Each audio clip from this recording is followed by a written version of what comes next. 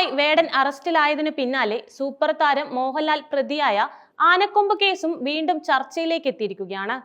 വേടനെ കൊടുക്കാൻ തിടുക്കം കാട്ടിയ വനം വകുപ്പ് ലാലിന്റെ കേസിൽ മെല്ലെപ്പോക്ക് തുടരുകയാണെന്നാണ് നവമാധ്യമങ്ങളിൽ ഒരു വിഭാഗം ഉയർത്തുന്ന വിമർശനം. 2011 ഓഗസ്റ്റിൽ എറണാകുളം തേവരയിലെ മോഹൻലാലിന്റെ വീട്ടിൽ റെയ്ഡിനെത്തിയ ആദായ നികുതി വകുപ്പ് സംഘമാണ് വീട്ടിൽ നിന്ന് 4 ആനക്കൊമ്പുകൾ കണ്ടെത്തിയത്. അന്നു തന്നെ വനം വകുപ്പിന് വിവരം കൈമാറിയിരുന്നു. ആനക്കൊമ്പ് സൂക്ഷിക്കാനുള്ള നിയമപരമായ രേഖകളൊന്നും തന്നെ പക്കലില്ലായിരുന്നിട്ടും തിടുക്കത്തിൽ ലാലിനെതിരെ കേസെടുക്കാനോ അറസ്റ്റ് ചെയ്യാനോ വനം വകുപ്പ് മെനക്കെട്ടില്ല. മറിച്ച് വലിയ കൂടിയാലോചനകൾക്കു ശേഷമായിരുന്നു അനധികൃതമായ ആനക്കൊമ്പ് സൂക്ഷിച്ച കേസിൽ ലാലിനെ 1-ാം പ്രതിയാക്കി വനം വകുപ്പ് കേസെടുത്തത്. അതും 2012 ജൂൺ മാസത്തിൽ.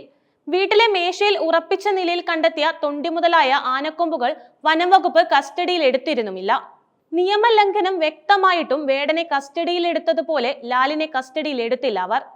നോട്ടീസ് നൽകിയ വനം വകുപ്പിന്റെ ഏതെങ്കിലും ഒരു ഓഫീസിലേക്ക് വിളിച്ചു വരുത്തിയതുമില്ല.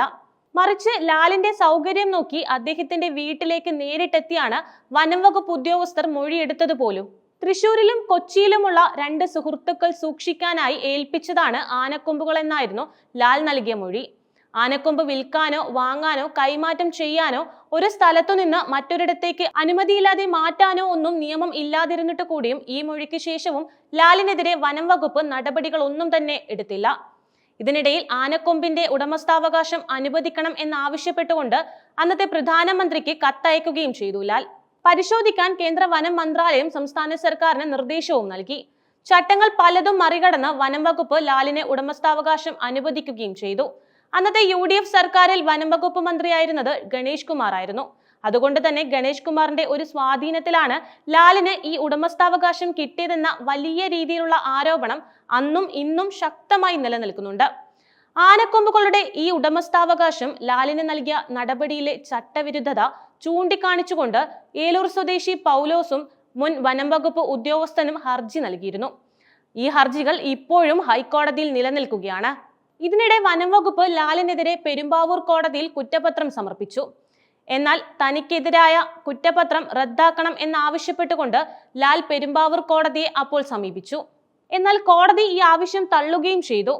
ഇനിയും തീർന്നില്ല. ഇതിനെതിരെ അതിനുശേഷം ഹൈക്കോടതിയെ സമീപിച്ച് തുടർ നടപടികൾക്ക് സ്റ്റേ വാങ്ങിയിരിക്കുകയാണ് ലാൽ. ആ ഒരു വിവാദമായ ആനക്കൊമ്പുകൾ ഇന്നും മോഹൻലാലിന്റെ പക്കലുണ്ട് എന്നതാണ് കാര്യം. ആനക്കൊമ്പുകൾ മാത്രമല്ല, അന്ന് ആ വീട്ടിൽ നിന്ന് കണ്ടെടുത്ത ആനക്കൊമ്പിൽ തീർത്ത 13 വിഗ്രഹങ്ങളും കൂടിയുണ്ട്. ചുരുക്കം പറഞ്ഞാൽ വേടന്റെ കേസിലെ ഈ തിടുക്കം ഒരു ഘട്ടത്തിലും ഒരു രീതിയിലും ലാലിന്റെ കാര്യത്തിൽ വനം വകുപ്പിൽ നിന്നോ അതല്ല മറ്റ് സർക്കാർ സംവിധാനങ്ങളിൽ നിന്നോ ഉണ്ടായിട്ടില്ല. വേടനെതിരെ തിടുക്കത്തിലുള്ള ഈ നടപടികൾ വേണ്ടെന്നല്ല പറഞ്ഞത്, മറിച്ച് ഒരേ സ്വഭാവമുള്ള 2 കേസുകളാണിവ. അതുകൊണ്ട് തന്നെ 2 തരത്തിലുള്ള സമീപനമാണോ വേണ്ടതെന്ന ചോദ്യമാണ് ഉയരുന്നത്.